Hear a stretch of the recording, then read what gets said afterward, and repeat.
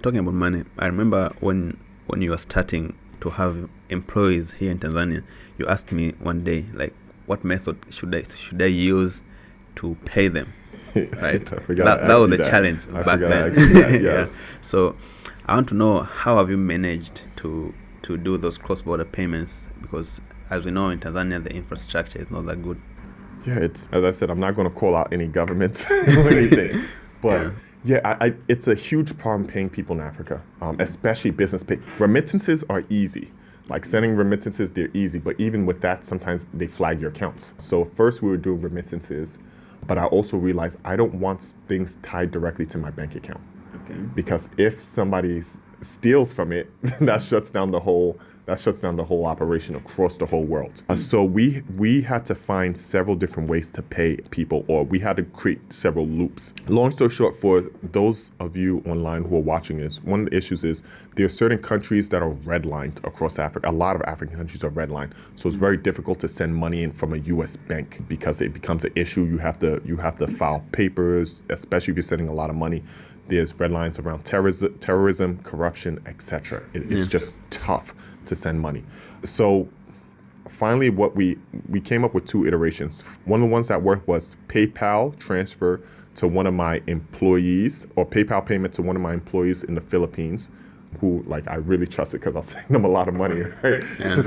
And then they would wire it directly into Tanzanian bank accounts. And you need somebody with high levels of trust if you're doing that. Then the second thing but we're always looking for a better process, because after a while, PayPal's like, hey, too much money's coming through. What's going on here? We had to increase the limits and whatnot. Then we found more recently, there was a guy that I hired from South Africa, and he found another app called Payoneer. And what we do is somebody requests an invoice there, sent that connects to now one of the people on the ground in whatever country I'm paying towards. It connects with them. They're able to take the money and send it out to the rest of the employees there. And I try to make that process as transparent as possible, because, for example, right now, for some of my employees in Tanzania, a bank is holding 10 million shillings for the employees, and for a month, and they haven't released it to them.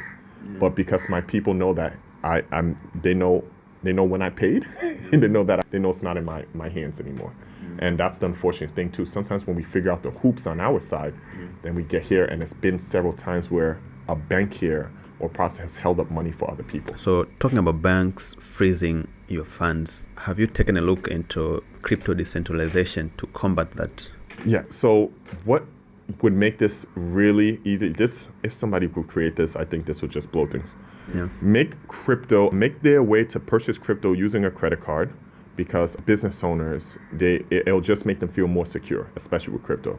Using a credit card, so you can charge a fee, whether it's to the recipient or to the payer. You can charge a fee, use a credit card, take that payment, transfer it to, as long as it can convert into Bitcoin, or I think a stable coin might be better for this because of fluctuations. Bitcoin, then the people can take it out on the ground, and then they can remove their money. I think that'll be the fastest way to do things. It may, instead of what our payment process, the way we do, typically takes 3 to 5 days.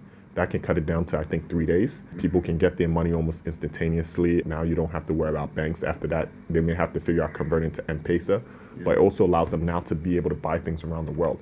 Whether you utilizing Stripe or utilizing another payment processor, create a way for people to purchase crypto using their credit card or their bank. But I think people do much quicker if they were able to use their credit card. Create a stable coin that they can flip into Bitcoin. Then people can transfer that to their local currency or cash it out in their local currency, and it'll be seamless in many ways.